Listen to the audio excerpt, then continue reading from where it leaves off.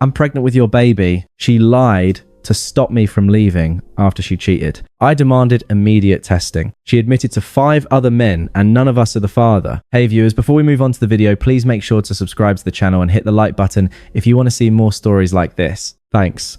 I used to think love was about patience, about waiting for the other person to meet you halfway, even if it took longer than it should. That's what I told myself for 2.5 years with Emma. When we met, she was still picking up her life after a messy breakup. She was charming in that slightly chaotic way, always talking about healing and finding herself, but never really sure what that meant. I didn't mind. I wanted to be the guy who made her feel safe again. She called me steady. She said I was the first man who didn't make her anxious, who didn't yell, who didn't cheat. I believed her when she said she wanted stability. What I didn't realize back then was that to her, stability only felt comforting until it got boring. We moved in together after a year. I handled most of the bills, groceries, small repairs, the usual. She bounced between part-time jobs and creative projects. She said she just needed time to figure out what she was passionate about. I didn't push her. I thought giving her that space was what a good partner did. But somewhere around the second year, things started feeling different. She got more secretive with her phone. The phone that used to live on the couch next to her suddenly never left her hand. I catch her turning the screen away when I walked by, or laughing at messages she wouldn't explain. When I asked, she'd roll her eyes. Do you seriously not trust me? It's just my friends from work. God, you're paranoid. That word paranoid became her favorite defense. I started hearing it every time I tried to talk about anything that bothered me. When she started staying late at work, she framed it as ambition. You're always saying I should take things seriously, she said. Now I'm actually doing it, but it didn't add up. Her work clothes started looking more like outfits you'd wear to a bar, not an office. She smelled like perfume I hadn't bought her. Still, I didn't confront her right away. I didn't want to be that guy who jumps to conclusions. I told myself maybe I was overthinking it. That's what patience looks like, right? Trust. The small things piled up though. I'd find unfamiliar receipts in her bag, bars, restaurants, and parts of town we never went to. One night, I woke up at 2:00 a.m.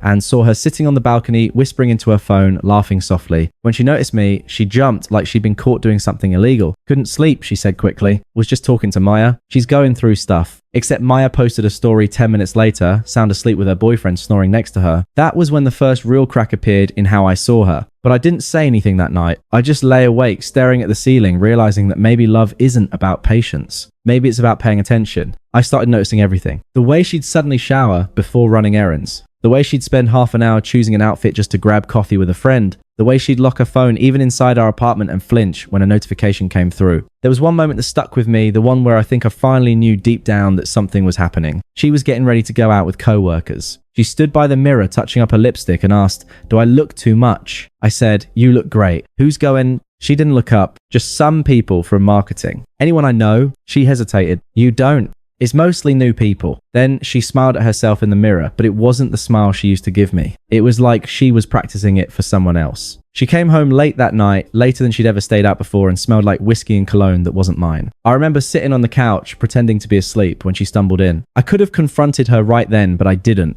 I just felt tired, like I'd already lost, and I didn't even know what the score was. The next morning, she kissed me on the cheek and said, "You're too good to me." It was supposed to sound sweet, but it came out as guilt. That was the moment I decided I was done ignoring the truth. I started quietly collecting evidence. Phone bills, receipts, screenshots of work nights that didn't line up. I didn't plan to explode or yell. I just wanted to know, and eventually I did. It wasn't one man. It was several. Messages that read like rehearsed lies. Timestamps that overlapped. Half-naked photos that made me sick to my stomach. But I didn't scream. I didn't throw her out. I just looked at her across the kitchen table one night and said, "I know." She froze like the word alone had pulled the floor from under her. That was the moment she realized I wasn't guessing anymore. And for the first time in our relationship, she didn't know what to say. The night I told her, I knew she didn't even try to play dumb. She just froze mid-bite fork hanging in the air and stared at me like she was calculating how much I'd found out. "What do you mean?" she asked, finally, voice too steady to be natural. "I mean, I know you've been cheating," I said. "You don't need to pretend." She laughed, but it came out thin and nervous. "You're insane. You've been acting weird for weeks. Are you seriously stalking me now?" I slid my phone across the table. The screen lit up with her messages, screenshots, dates, photos. I'd organized everything.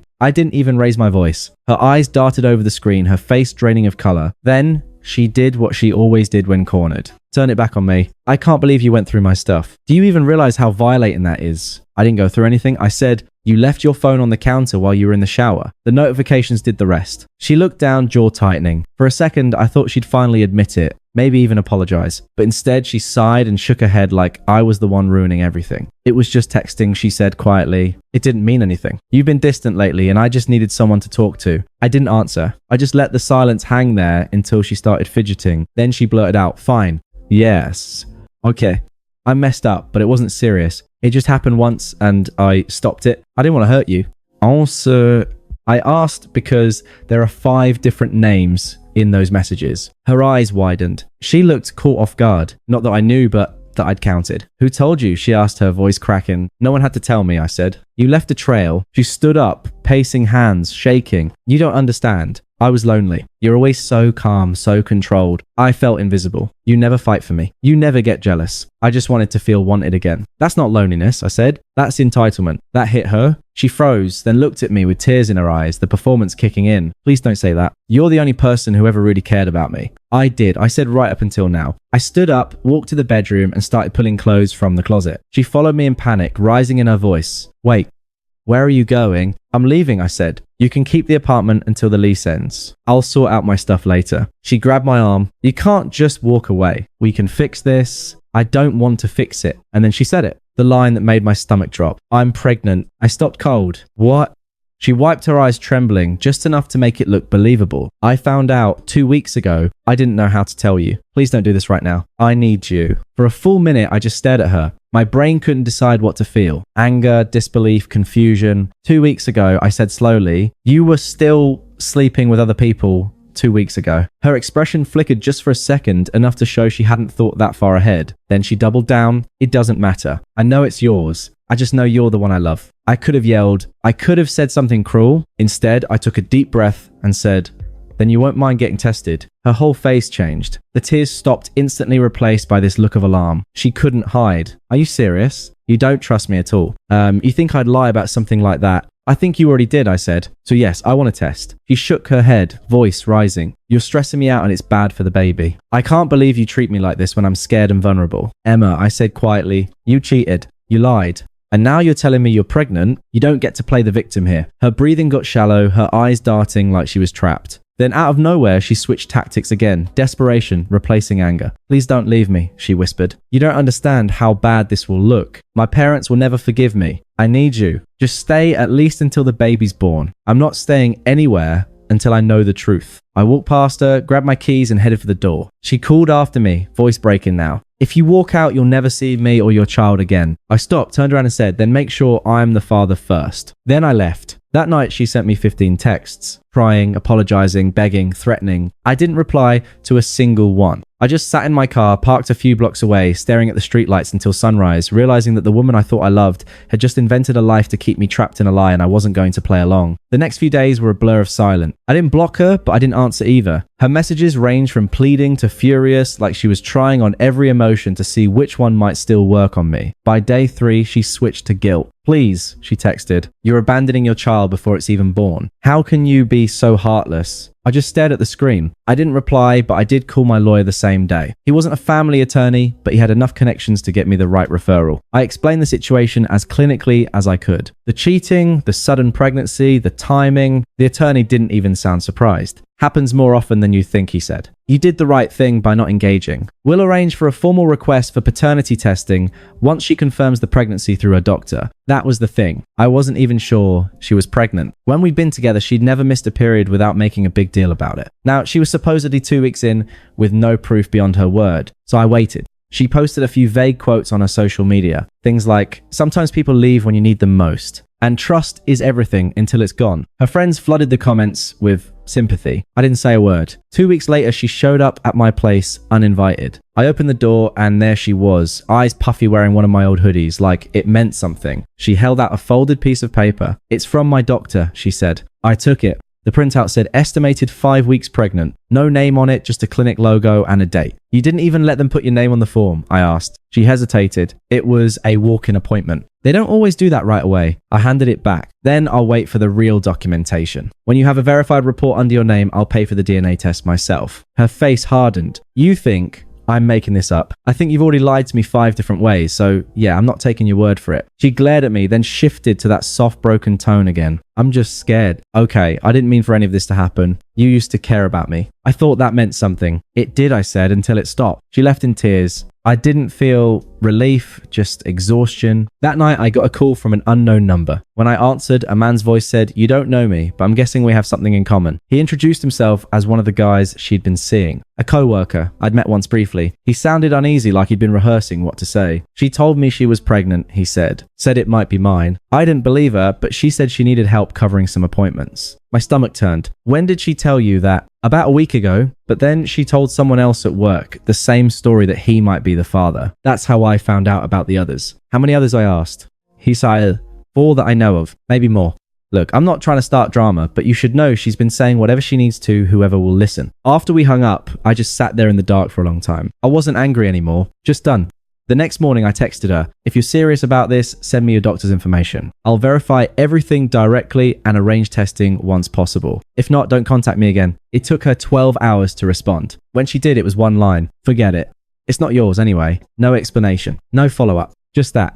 But a few days later, word got around that she'd been forced to admit the truth. Apparently, she told so many overlapping stories that someone finally confronted her at work. Under pressure, she confessed. There were 5 different men, none of them certain, and the pregnancy was a bluff she thought would make me stay. When a mutual friend told me all this, I didn't feel vindicated. I just felt strangely free, like I'd been holding my breath for months and finally exhaled. I didn't reach out to her again, didn't post, didn't gloat, didn't warn the others. I just deleted her number and kept going. For the first time in a long time, peace wasn't something I had to fight for. It was just what happened when the noise stopped. A week later, I heard she'd been suspended from work. Apparently, HR got involved after one of her co-workers filed a complaint. She'd been spreading conflicting stories, trying to pit the men she'd been involved with against each other. Someone finally reported her for harassment after she accused him of abandoning their baby. When the truth came out, that there was no baby, no pregnancy, just manipulation, she was sent home pending review. A mutual friend texted me, "Dude, she's melting down. I've never seen someone burn every bridge that fast." I didn't respond. I'd stopped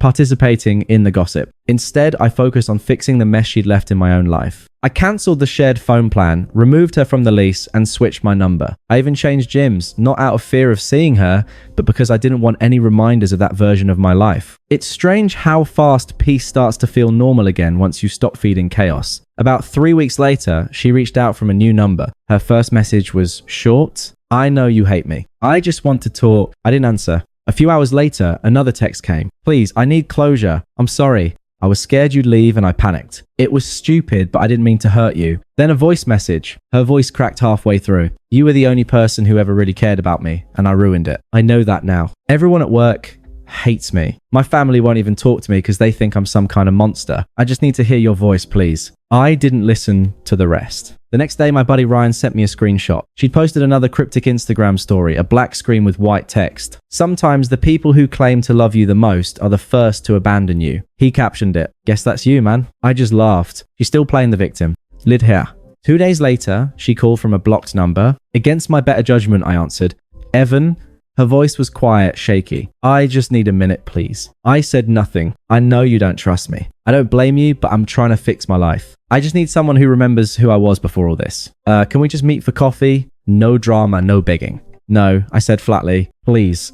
I just want to talk like adults. You had that chance a long time ago. You used it to lie about being pregnant." I said I was sorry, she snapped. "Do you want me to get on my knees and beg?" "No," I said again. "I just want you to leave me alone." There was a long pause. Then her tone shifted from pleading to bitter. "You think you're so perfect, don't you? Like you never did anything wrong. You think walking away makes you better than me." "I don't think about you at all," I said and hung up. That was the last time I answered. After that, she tried everything. Emailing me from fake accounts, asking mutual friends to pass along messages, even showing up at my gym once. The manager escorted her out when she caused a scene. Eventually, she stopped trying. Months passed. I got promoted at work, started running again, and even reconnected with old friends I'd neglected. My life felt quiet, predictable, peaceful, everything she used to call boring. One evening, I got dinner with Ryan and his girlfriend. He told me she'd quit her job, moved back in with her parents, and was apparently working on herself. I didn't ask for details. That's the thing about closure. People think it's a conversation. It's not. It's a decision. And mine was simple. I'd already had all the conversations I needed. It had been almost 8 months since I last heard from her. By then, my life was simple again. Work was steady. I'd taken up hiking on weekends, joined a new gym, and even started seeing someone casually. Nothing serious, just easy company. I hadn't thought about Lauren in months. But karma has a funny sense of timing. One Saturday, I was at a friend's birthday dinner, a small group from my office and a few of their partners. Halfway through the evening, I heard a familiar laugh from across the restaurant. I looked up and there she was, Lauren. She was sitting 2 tables away, alone hair, overstyled makeup, heavy eyes, tired in a way that no amount of concealer could fix. She looked up and froze when she saw me. For a second, I thought she might just look away and pretend not to notice me. But of course she didn't. A few minutes later, she walked over. "Evan," she said softly. "Hey." I set my drink down and looked at her. "Hi." "You look good," she said, her eyes flicking between my face and the woman next to me. "Thanks." She hesitated. "Can we talk for a second? Just privately." I glanced at my date, who gave me a small nod. "Sure," I said. I followed Lauren outside to the sidewalk. For a long moment, she just stared at me, wringing her hands. "You really look happy," she said. "I mean, genuinely happy. I didn't think I'd ever see you like that again." "Life's been good," I said. She nodded, slowly. "I've been thinking a lot about everything about what I did. I know I can't take it back, but I just wanted to say I'm sorry. Not for me. For you?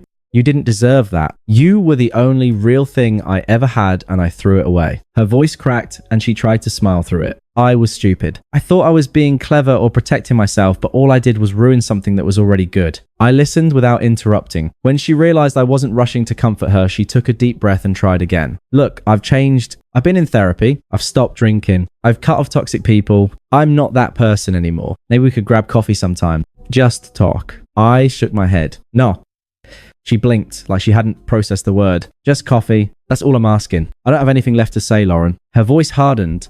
So that's it? You just get to be happy and I get to live with the fallout forever." "I didn't get to be happy," I said. "I built it the same way I rebuilt everything you broke. That's not luck. That's work." Her jaw tightened. "You make it sound so easy." "It wasn't," I said quietly, "but it was worth it." For a moment, she just stood there, looking smaller than I remembered. "I miss you," she whispered. I looked at her, not with anger, not even with pity, just clarity. "You miss who you were when I loved you. That's not the same thing." She opened her mouth, but nothing came out. I nodded, once polite and final. "Take care of yourself." Then I turned and walked back inside. She didn't follow. When I sat back down, my date asked everything. "Okay." "Yeah," I said, smiling faintly. "Just a ghost from a past life." And for the first time since everything fell apart, I meant it. Thanks for watching. Make sure to subscribe to the channel and hit the like button. What do you think about this story? Share it in the comments.